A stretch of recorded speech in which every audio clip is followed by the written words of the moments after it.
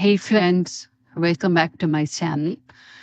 അപ്പൊ ഇന്ന് ഒരു പുതിയ അടിപൊളി സ്റ്റോറി ആയിട്ടാണ് ഞാൻ വന്നിട്ടുള്ളത്. അപ്പൊ നമുക്ക് കേട്ടാലോ. അടയും ചക്കരയും പോലെ ആയിരുന്നല്ലോ, ഇപ്പൊ എന്ത് പറ്റി നിനക്ക്?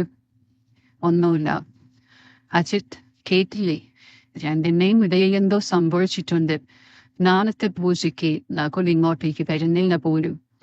അവന് ലീവാണ് 3 ദിവസം, എന്നിട്ടും വരുന്നില്ല. ഈ പെണ്ണാണെങ്കിൽ അവനെ ഒന്ന് വിളിക്കാൻ പറഞ്ഞിട്ട് പറയുന്നത് കണ്ടില്ലേ? എന്താ നിമിഷം മോളെ, നിന്റെ ഏത്തനല്ലേ അവൻ? നിമിഷ പെട്ടിൽ ചാരിയിരിക്കുന്ന അച്ഛൻ്റെ അടുത്ത് നിന്ന് മെനീറ്റ് സ്റ്റഡി റൂമിലേക്ക് നടന്നു. അവിടെ തന്നെയാണ് നകുലിന്റെ ടേബിളും ഇട്ടിരിക്കുന്നത്. അവന്റെ ഫോട്ടോ ആ മഞ്ഞ നിറത്തിലുള്ള സ്റ്റഡി ടേബിളിന്റെ മേലെ വെച്ചെടുത്ത് നിന്നും ഒരേറ് കൊടുത്തു. നേരെ പിങ്ക് നിറമുള്ള ബെഡ്ഷീറ്റ് വിരിച്ച ബെഡിലേക്കാണ് അത് വീണത്. അവൾക്ക് ചെറുതായി കരച്ചിലും വരുന്നുണ്ടായിരുന്നു. മുഖം ടേബിളിൽ പൂഴ്ത്തിക്കൊണ്ട് അവൾ പതിയെ തേങ്ങി. കണ്ണുകൾ ഇറുകി അടച്ചതും നകുലന്റെ ചിരിച്ച മുഖം അവളുടെ മനസ്സിൽ തെളിഞ്ഞു. ഇരുവരും സ്നേഹം പങ്കുവെച്ച് കെട്ടിപ്പിടിച്ചതും അവളുടെ മനസ്സിൽ വന്നപ്പോൾ അവൾ എണീറ്റുകൊണ്ട് അവന്റെ ഫോട്ടോയെ കൈയെത്തിച്ച് എന്നിട്ട് നെഞ്ചോട് ചേർത്തുകൊണ്ട് പറഞ്ഞു, ബ്രഹ്മാടി, ഇങ്ങോട്ട് വാടാ നീ, ഞാനെങ്ങും മിണ്ടില്ല നിന്നോടിനി. സ്നേഹ ഒന്നുകൂടെ നകുലിനെ വിളിച്ചു. ഇത്തവണ അവന്റെ ഫോൺ അങ്ങേത്തലക്കിൽ അവൻ എടുത്തു. എന്താ അമ്മേ? എടാ ചോദിക്ക, നീ എവിടെ പോയിരിക്കുക? ഗ്രൗണ്ടിൽ നിന്ന് വന്നേയുള്ളമ്മ. നിമിഷയോട് നിനക്ക് എന്താരാ? എനിക്കെന്ത്? അവളെന്നെ വിളിച്ചിട്ട് ഫോൺ എടുക്കാത്തതും മെസ്സേജിന് റിപ്ലൈ അയക്കാത്തതും. ശരി, നീ നാളെ കാലത്ത് ഇങ്ങെത്തിക്കോണം. ചിന്തഞ്ചിറയ്ക്ക് പോകാനുള്ളതാ. അല്ലേച്ചനും ചെറിയച്ഛനും മക്കളും എല്ലാരും ഉണ്ട്. നീ മാത്രം ഇല്ലാത്തതുള്ളൂ. അത് ഞാനില്ല, എനിക്ക് നാളെ മാച്ചുള്ളതാ. ഓ പിന്നെ നീ ഒന്നും മിണ്ടാണ്ടിരിക്കും നകുൽ. ഞാൻ അച്ഛനോട് കൊടുക്കാം. നകുൽ കുടുങ്ങിയല്ലോ നാഥ എന്ന മട്ടിൽ തലയിൽ കൈവച്ചു. എന്താടാ, നീ വല്ലതും കഴിച്ചോ? അങ്ങേത്തലക്കിൽ കടുപ്പിച്ചൊരു ശബ്ദം. ഒന്ന് വേഗം ഫ്രഷായിട്ട് ചായ കുടിക്കാൻ പോകണം അച്ഛാ. ഇന്ന് രാത്രിയുള്ള ബസ്സിന് വന്നോണം. അത് ഒന്ന് ഇങ്ങോട്ട് പറയണ്ട. വരാം. നക്കുലിന്റെ ഉള്ളിൽ അച്ഛനോട് നല്ല പേടിയുണ്ട്. അമ്മയാണ് അവന്റെ കൂട്ട്. ലാളിച്ചും കൊഞ്ചിച്ചും അവരെ വഷളാക്കി എന്ന് വേണം പറയാൻ. പക്ഷേ നിമിഷ അങ്ങനെയൊന്നും ആയിരുന്നില്ല. നല്ല കുട്ടി എന്ന് വെച്ചാൽ പഠിക്കാനും മിടുക്കി, നൃത്തം ചെയ്യാനും അറിയാം. ഇപ്പൊ ബിഫാമിന് ചേർന്നിട്ടേ ഉള്ളൂ. നകുലന്റെ അച്ഛൻ അജിത്ത് അവനെ ഷട്ടിൽ കളിക്കാനും പഠിപ്പിച്ചിരുന്നു. പിന്നെ മാച്ചൊക്കെ അവന്റെ ഒപ്പം ഇരുന്ന് കാണാറുമുണ്ട്. അങ്ങനെയാണ് അവന് സ്പോർട്സിൽ ഇൻട്രസ്റ്റ് ഉണ്ടായത്. പക്ഷേ നിമിഷിക്കാൻ ഷട്ടിൽ കളിക്കാൻ കൂടുതൽ ഇഷ്ടം. രണ്ടാളും അച്ഛൻ മാനി കൊടുത്ത എസ്പയിൽ ഗ്രൗണ്ടിൽ ചെല്ലുമ്പോൾ അവൻ ഫുട്ബോളും അവൻ ഷട്ടിലും കളിക്കുന്നത് പതിവാണ്. നിമിഷയ്ക്കും നകുലിനും 1 വയസ്സിന്റെ വ്യത്യാസമേ ഉള്ളൂ. അതായത് 18-19 പ്രായം. ചോര തിളയ്ക്കുന്ന ഈ പ്രായത്തിൽ കുരുത്തക്കേട് കാണിക്കാൻ കൊതിക്കുന്നത് സ്വാഭാവികമാണ്. പക്ഷേ നിമിഷയ്ക്കും നകുലിനും കോളേജിലും സ്കൂളിലും ആരോടും പ്രണയമൊന്നും ഉണ്ടായിരുന്നില്ല. ഇരുവരും എല്ലാം തുറന്നു പറഞ്ഞിരുന്നത് കൊണ്ടാവണം. രണ്ടാളുടെയും കണ്ണിൽ പെർഫെക്റ്റ് ഏട്ടനും അനിയത്തിയും തന്നെയായിരുന്നു. അജിത് തൃശൂർ ടൗണിലെ ബിൽഡറാണ്. സ്നേഹ അഡ്വക്കേറ്റും. അവരുടെ ഇരുനില വീട്ടിൽ താഴെയും മുകളിലുമായി ധാരാളം മുറികളുണ്ട്.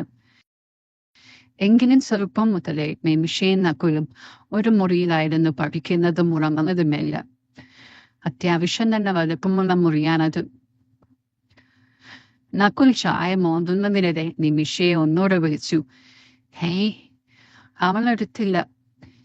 എല്ലാ ആഴ്ചയും അനിയത്തെ കാണാൻ വരുന്നവനാണ്. ഇപ്പോഴത്തെ ആഴ്ച 3 ഹോസ്റ്റലിൽ തന്നെ. ബാംഗ്ലൂരിൽ നിന്ന് തൃശ്ശൂർക്ക് അത്ര ദൂരമൊന്നുമില്ല. രാത്രി ട്രെയിൻ കയറിയാൽ രാവിലെ എത്താം. നകുൽ ബസ്സിന്റെ സമയം നോക്കി. അത്യാവശ്യം സാധനങ്ങൾ വാരി ബാഗും പാക്ക് ചെയ്ത് ഫ്രണ്ട്സിനോട് യാത്ര പറഞ്ഞ് മുറിയിൽ നിന്നിറങ്ങി. തിങ്കളാഴ്ച ലീവാണ്. ചൊവ്വയും കൂടെ കഴിഞ്ഞിട്ട് തിരിച്ചു വരാം എന്നവൻ മനസ്സിൽ പറഞ്ഞു. ടിക്കറ്റ് മൊബൈൽ ഉപയോഗിച്ച് അവൻ ബുക്ക് ചെയ്തിരുന്നു. ബസ്സിൽ ജനലോലം ഇരിക്കുമ്പോൾ അവന്റെ മനസ്സിൽ നിമിഷയുടെ മനസ്സിൽ എന്താണെന്നറിയാതെ കുഴഞ്ഞു. ശരിയാ, പെണ്ണിന്റെ മനസ്സ് തുറക്കാൻ പിന്നെ തന്നെ വിചാരിക്കണം. എന്നാലും അവളുടെ നെറ്റിയിലും കവളത്തും ഒരുപാട് ചുമ്മകൾ കൊടുത്തിട്ടുണ്ട്. അമ്മയും അച്ഛനും ഇരുവരെയും 2 മുറിയിൽ ഉറങ്ങിയാൽ മതി എന്നൊക്കെ പറയുമ്പോഴും അവൾക്ക് സ്വയം ഇണക്കുരുവികളെ പോലെയാണ് തോന്നുന്നത്. പ്രായപൂർത്തിയായിട്ടും നകുലിന് നിമിഷയ്ക്കോ ഒരുപാട് സ്വാതന്ത്ര്യമെടുത്തുള്ള പെരുമാറ്റത്തിലോ ഒന്നും തെറ്റായൊന്നുമില്ലായിരുന്നു. അവരുടെ സ്നേഹം അത്രയും പവിത്രവുമായിരുന്നു.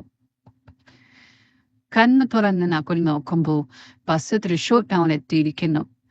ബാഗുമെടുത്ത് പുറത്തിറങ്ങിയതും അച്ഛൻ്റെ വോക്സ് വാഗൻ സിറ്റിയിൽ ബസ് സ്റ്റാൻഡിന്റെ അടുത്ത് തന്നെയുണ്ട്. സിഗരറ്റ് സ്റ്റൈലായിട്ട് വലിച്ചു പോകപ്പെടുന്നുണ്ട് ആശാൻ. നകുലിന് വലിക്കണമെന്നൊക്കെയുണ്ട് ഉള്ളിൽ. പക്ഷെ തുടങ്ങാന്ന് വെച്ചാൽ നിമിഷ സമ്മതിക്കില്ല. അവനോട് ചെയ്ത പ്രോമിസ് അവൾ എടുത്തില്ലെങ്കിൽ പോലും തെറ്റിക്കാൻ അവന് തോന്നാറില്ല. ഈ ബസ്സിന് എത്രയാണ് ചാർജൊക്കെ? 2000 വെച്ചോ? കൂടുതലാണോ? ഓണം വിഷു വെക്കേഷൻ ആവുമ്പോൾ ഇതിലും കൂടും. കേറിക്കോ, പോകാം. ഞാൻ ഓടിക്കട്ടെ? വേണ്ട, ഇന്നിപ്പോ സാറ് വേഗം കയറാൻ നോക്ക്. കേറിയല്ലോ. നകുൽ ബാഗ് പെൻസീറ്റിലേക്കിട്ട് മുന്നിലായിരുന്നു. ഡൽഹിയിൽ നിന്ന് ചെറിയച്ഛനും പിള്ളേരുമൊക്കെ എത്തിയിട്ടുണ്ടോ? ഉണ്ടടാ, അവരെത്തിയിട്ട് 2-3 ദിവസമായി. വീട്ടിലെത്തിയപ്പോഴും നിമിഷം അവൻ കണ്ടതേയില്ല. വല്ലേച്ചന്റെ വീട്ടിൽ നിന്നും ജീപ്പിനാണ് ചിന്നഞ്ചിറ പോകുന്നത്.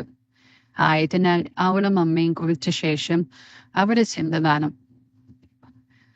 നകുൽ വേഗം കുളിച്ച ശേഷം ബ്രേക്ക്ഫാസ്റ്റ് കഴിക്കാനായി വല്യേച്ചന്റെ വീട്ടിലേക്ക് നടന്നു.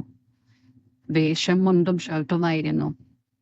അവന്റെ മുണ്ടും ഷർട്ടും അമ്മ ഒരുപാട് നിർബന്ധിച്ചപ്പോൾ നിമിഷയായിരുന്നു അയൺ ചെയ്തു കൊടുത്തത്. പട്ടുപാവാടയിലായിരുന്നു പെൺപറ മുഴുവനും. വല്യേച്ചന്റെ 2 പെൺമക്കൾ അനന്തികയും അപർണയും, ചെറിയച്ഛന്റെ ഇളയ മകൾ മിഥുവും എല്ലാരും. നീ ഇപ്പോഴാണോ വരുന്നേ? ഇപ്പൊ വീടെത്തി. കുളിച്ചിങ്ങോട്ടേക്ക് ഇറങ്ങി.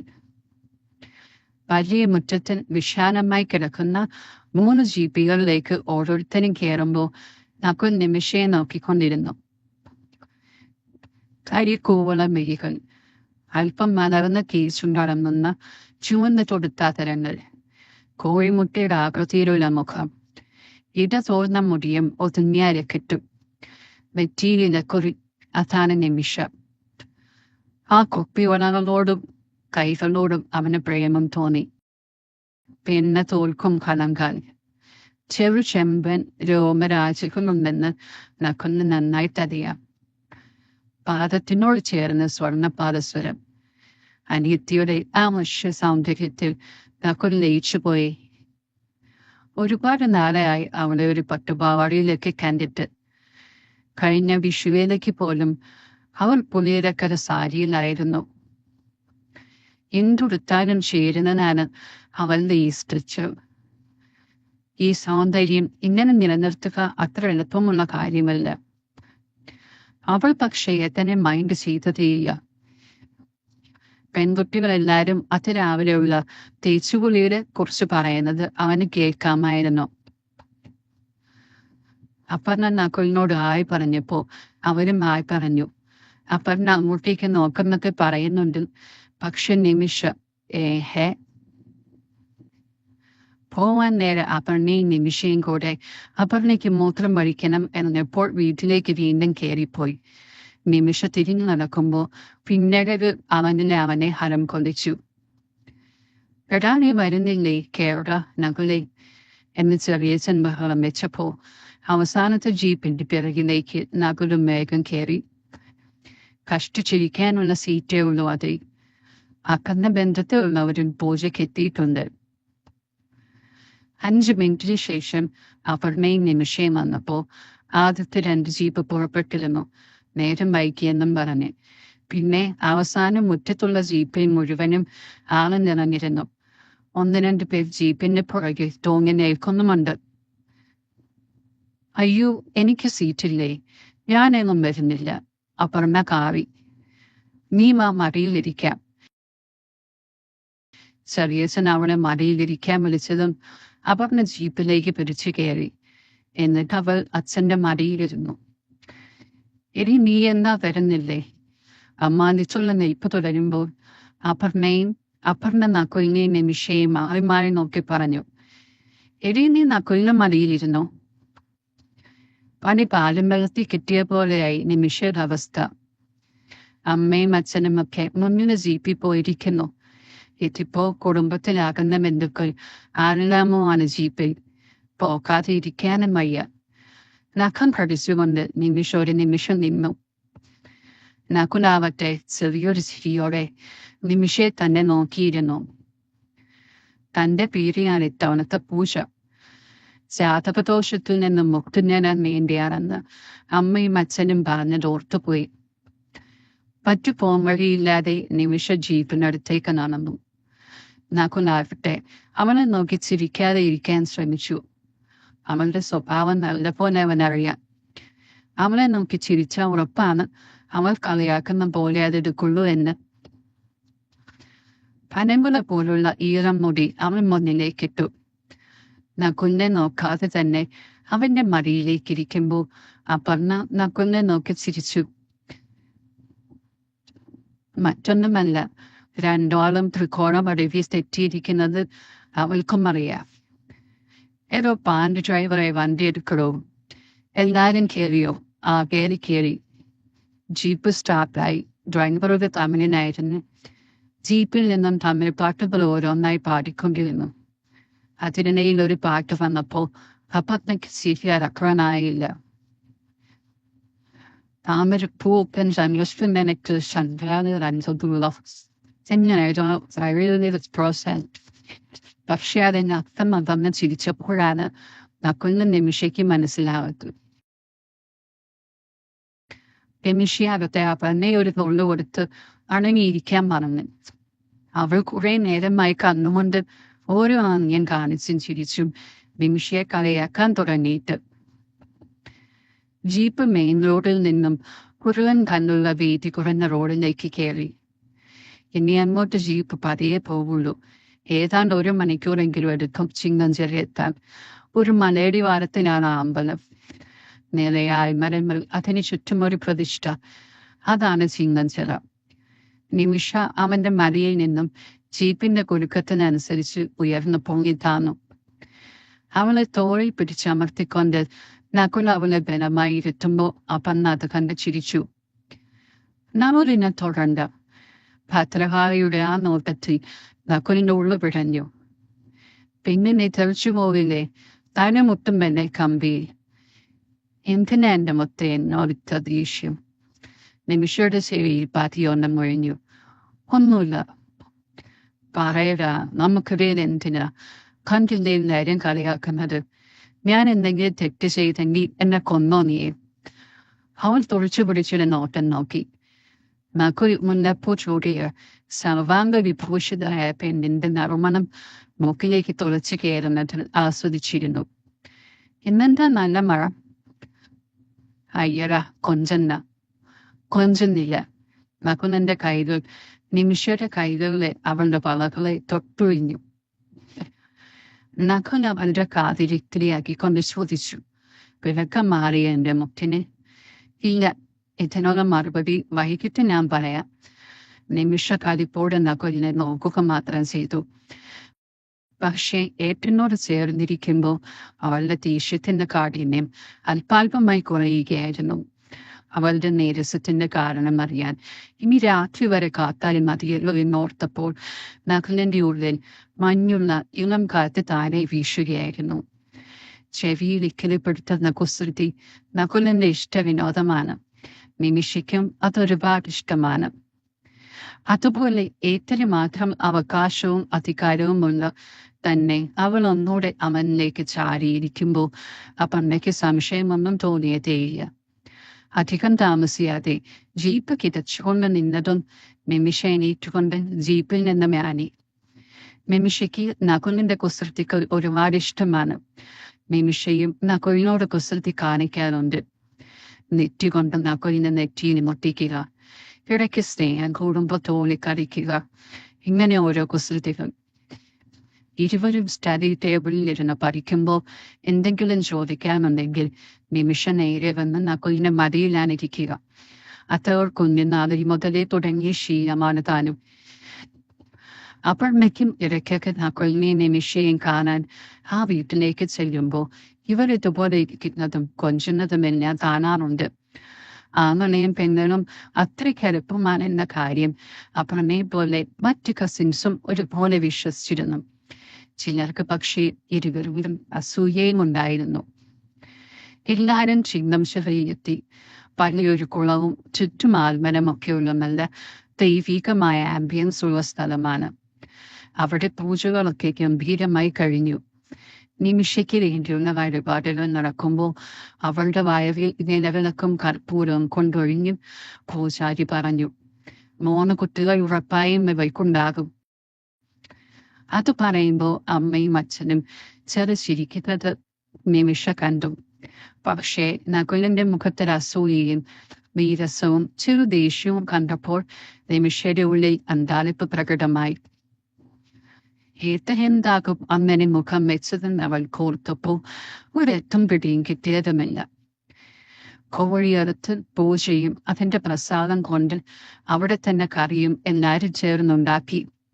കോഴിയിറച്ചി കുമ്പളഞ്ഞയുടെ കൂടെ വെക്കുന്ന കറിയാണ്, ഒപ്പം ചോറും. അവിടെ ആൽമരത്തിന് കീഴിൽ തന്നെ എല്ലാവരും പായ വിരിച്ച് ഊണ് കഴിച്ചു. ഇവിടെ അടുത്തൊരു വെള്ളച്ചാട്ടമുണ്ട്, സീതാർകുണ്ട് എന്നാണ് അതിന്റെ പേര്. അവിടേക്കും എല്ലാവരും കൂടെ ചെന്നു. നകുലും നിമിഷയും മാത്രം വെള്ളത്തിലേക്ക് ഇറങ്ങിയില്ല. ബാക്കി എല്ലാവരും വെള്ളത്തിലിറങ്ങി കളിക്കുകയെല്ലാം ചെയ്തു. പിന്നെ ഏതാണ്ട് 3 മണിയോടെ അടുപ്പിച്ചാണ് അവർ ജീപ്പിലേക്ക് കയറിയത്. തിരികെ വരുമ്പോൾ അച്ഛൻ്റെയും അമ്മയുടെയും പൊന്നമ്മോൾ അവരുടെ കൂടെ മുൻസീറ്റിലായിരുന്നു. നകുൽ അതേ ജീപ്പിൽ പുറകിലും. നകുലിനെ ഇടം കണ്ടിട്ട് നോക്കുമ്പോൾ അവൻ പക്ഷേ നിമിഷയെ നോക്കാതെ മറ്റേതോ ലോകത്തായിരുന്നു. നേരെ തറവാട്ടിലേക്ക് ചെന്ന ജീപ്പ് എല്ലാവരും അവിടെ ഇറങ്ങിയ ശേഷം ചായക്കുടിയും സോറപ്പളയിലുമായി നേരം പോയി. ഏതാണ്ട് 7 മണിയോടെയാണ് നകുലിനും നിമിഷയും അവരുടെ വീട്ടിലേക്ക് എത്തിച്ചേർന്നത്. അപ്പോഴും രണ്ടാളുടെ മനസ്സിലും എന്തെല്ലാമോ ആശയക്കുഴപ്പങ്ങളുണ്ടായിരുന്നു. രാത്രി അത്താഴം കഴിഞ്ഞ ശേഷം അമ്മ നകുലിനോട് ചോദിച്ചു, എന്താകാ നിന്റെ അനിയത്തിയുടെ പിണക്കം മാറിയില്ലേ? ഇനിയും കണ്ടിട്ട് എന്താളും മിണ്ടുന്നതേ ഉണ്ടല്ലോ. ആ മിണ്ടണ്ട. എന്താടാ നിനക്കും വാശിയായോ? കെട്ടിച്ചു കൊടുക്കും വരെയുള്ളൂ. നിനക്ക് അവളോടുള്ള അവകാശവും അധികാരവും ഒക്കെ. നകുലിന്റെ ഉള്ളിൽ തറച്ച പോലെയായിരുന്നു അമ്മയുടെ വാക്കുകൾ. ഇല്ലമ്മേ, എനിക്ക് അവളോട് ദേഷ്യമൊന്നുമില്ല. സീമന്തപുത്രൻ വിനുക്കുന്ന പോലെ തോന്നിയപ്പോൾ നകുലിനെ അമ്മ മാറോടണച്ചു. ആ ദിവസത്തെ അലച്ചിൽ കൊണ്ടാവാം നിമിഷം നല്ല പോലെ വിയർത്തിരുന്നു. അവൻ നല്ല പോലെ തേച്ചു കുളിച്ച ശേഷം നകുലിന് ഏറ്റവും ഇഷ്ടമുള്ള റെഡ് ചുരിദാർ ഇട്ടുകൊണ്ട് ബെഡ്റൂമിലെത്തി. നകുൽ അവിടെ കമ്പ്യൂട്ടറിൽ ബ്രൗസ് ചെയ്യുകയായിരുന്നു. നകുലേട്ടാ, നിനക്കല്ലേ എന്നോട് ദേഷ്യം? വേണ്ട, മിണ്ടണ്ട. നിമിഷ പതിയെ വാതിൽ ചാടിക്കൊണ്ട് ഈരൻ മുടി മുന്നിലേക്കിട്ടപ്പോൾ അതിന്റെ മനവും ഭംഗിയും കണ്ട് നകുൽ അവളെ കണ്ണിമയ്ക്കാതെ നോക്കി. അവൾ പതിവ് പോലെ കൊഞ്ചിക്കൊണ്ട് നകുലിന്റെ മടിയിലേക്കിരുന്നപ്പോൾ വേണ്ട എണീക്ക് എന്നവൻ പറഞ്ഞവളെ തള്ളി. തേ അച്ഛനോടും അമ്മയോടും പറഞ്ഞു കൊടുക്കുവേ. എന്ത്? ഓ, ഒന്നും അറിയാത്ത പോലെ. ഏട്ടാ, എന്താ മോളെ? എന്നെ അനിയത്തിയായിട്ട് തന്നെയാണ് അവരിത്തരം കാണുന്നേ. എന്താ നീ അങ്ങനെ ചോദിക്കുന്നേ?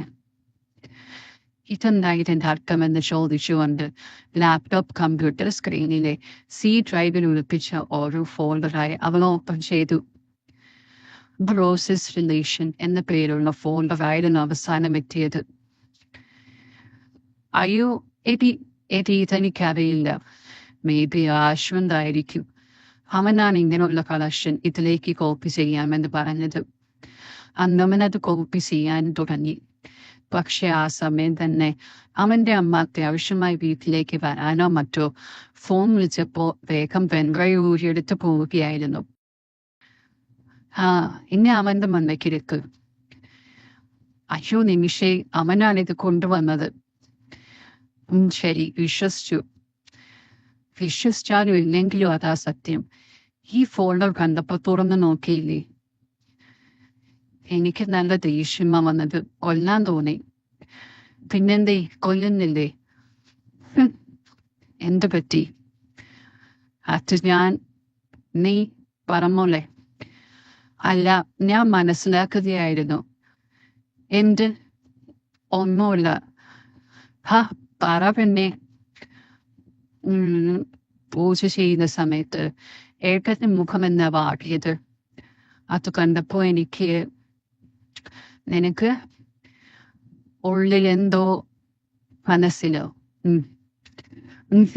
പിന്നെ ഞാൻ വേറെ കിട്ടി 3 പിള്ളേരുണ്ടാകുമെന്ന് പറഞ്ഞപ്പോ അല്ലേ ഏട്ടന് സങ്കടമായത്.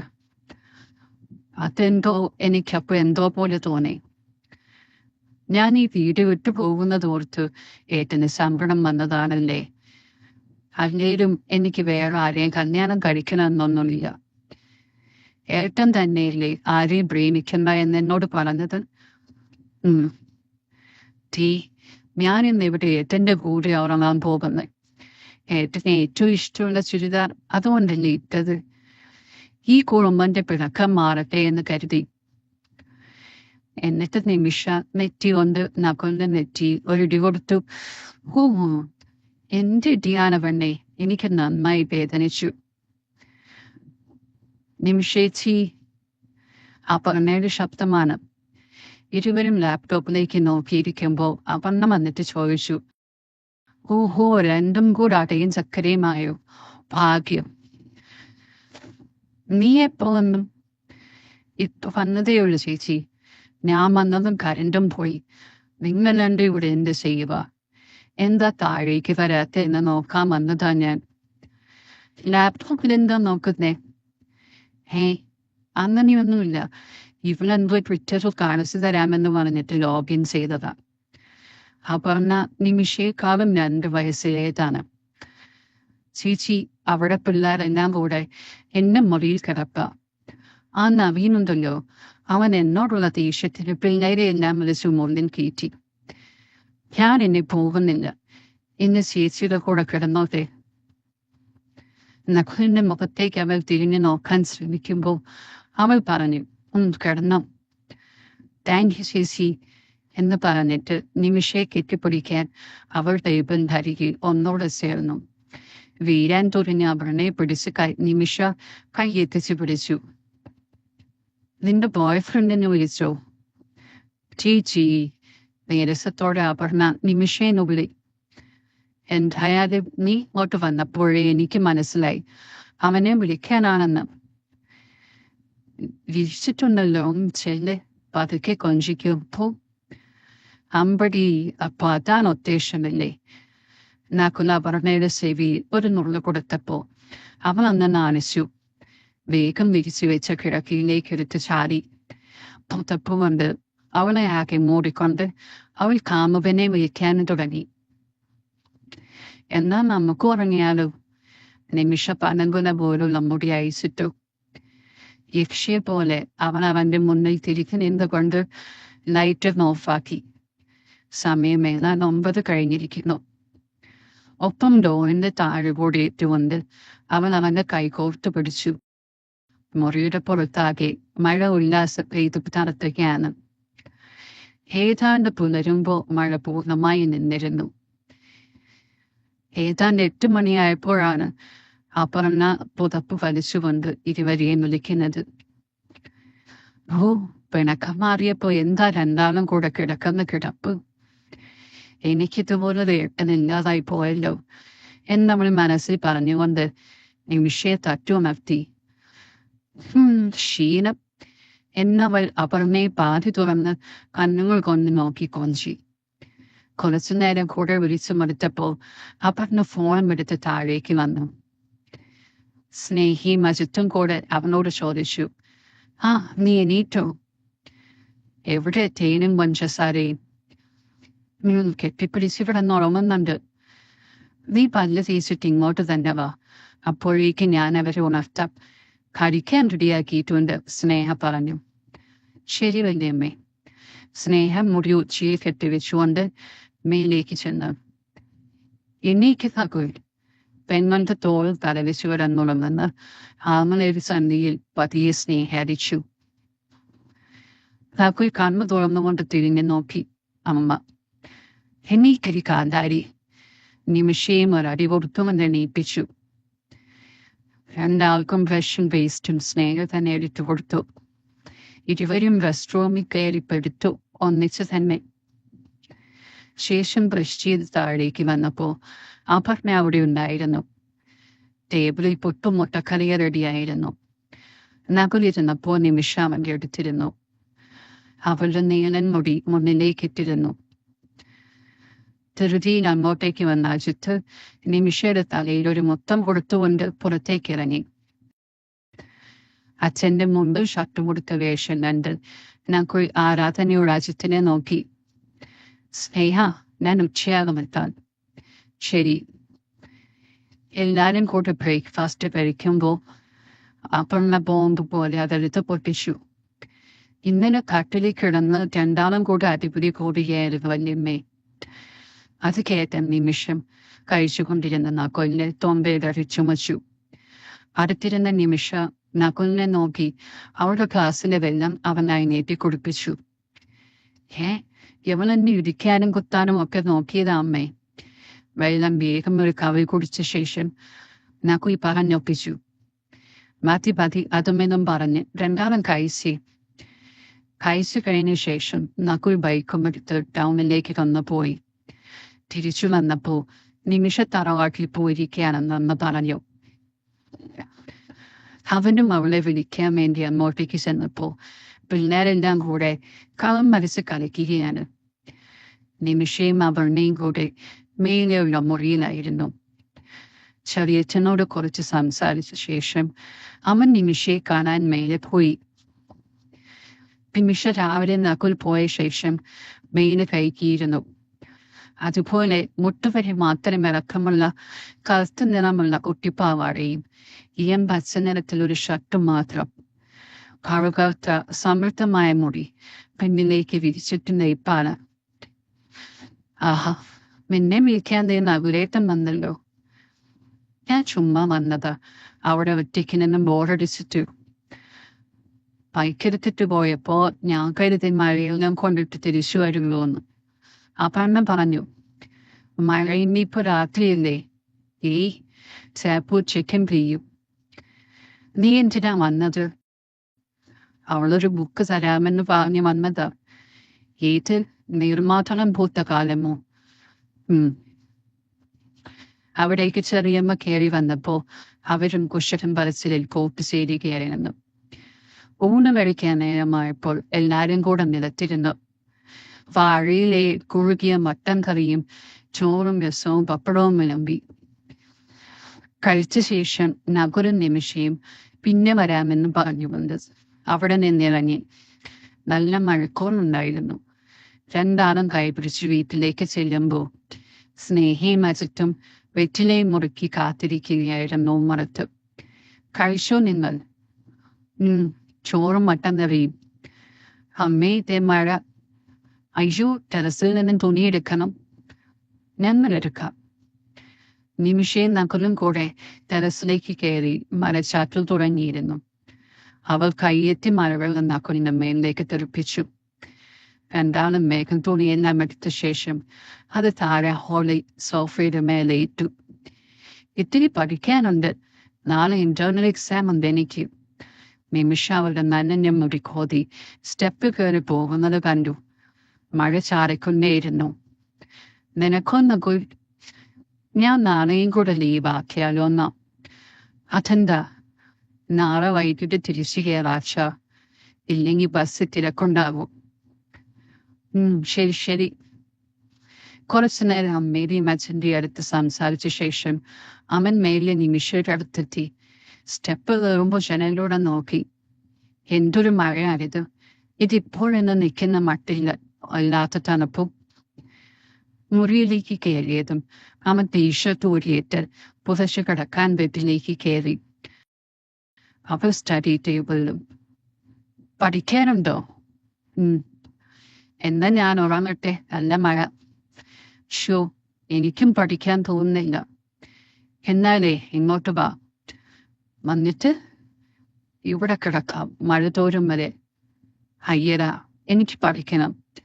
ശരി, പഠിച്ചോ. ഏതാണ്ട് 1/2 മണിക്കൂർ കഴിഞ്ഞു. നിമിഷ കട്ടിലേക്ക് വരുന്നേയില്ല. നകുൽ കാലനകം കേൾപ്പിക്കാതെ നിമിഷയുടെ പിറകിലെത്തി.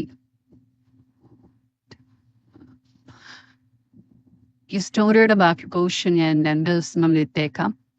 അപ്പം എല്ലാവർക്കും കഥ ഇഷ്ടമായെങ്കിൽ സബ്സ്ക്രൈബ് ചെയ്യുക,